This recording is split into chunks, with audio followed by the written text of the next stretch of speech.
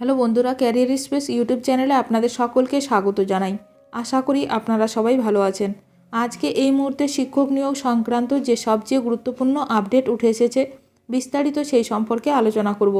তাই ভিডিওটি অবশ্যই শেষ পর্যন্ত দেখবেন নিয়োগ সংক্রান্ত অনেক নতুন নতুন আপডেট পাওয়ার জন্য।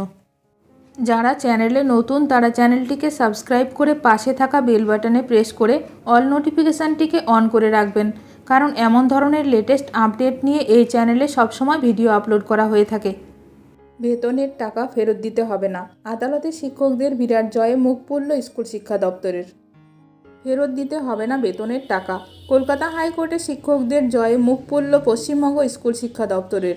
হাইকোর্টের সৌজন্যে স্বস্তির নিঃশ্বাস ফেললেন রাজ্যের প্রাথমিক শিক্ষকদের একাংশ।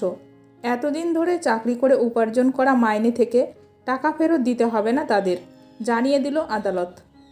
কলকাতা হাইকোর্টের নির্দেশে স্বভাবতই খুশি তারা। সম্প্রতি শিক্ষা দপ্তর তাদের জারি করা একটি অর্ডারে এমন নির্দেশ দেয় যাতে শোরগোল পড়ে যায় প্রাথমিক শিক্ষক মহলে। শিক্ষা দপ্তর তাদের জারি করা এই অর্ডারে এমন নির্দেশ দেয় যাতে মাথায় হাত পড়ে যায় প্রাথমিক শিক্ষকদের একাংশের।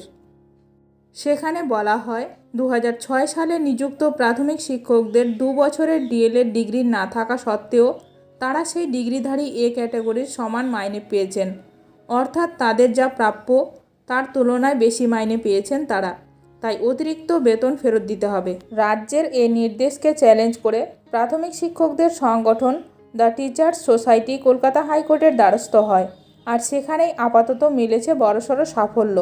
কলকাতা হাইকোর্ট নির্দেশ দিয়েছে, 2006 সালে নিযুক্ত কোনো প্রাথমিক শিক্ষককে এই 2 বছরের ডিগ্রি না থাকার জন্য কোনো মাইনে ফেরত দিতে হবে না।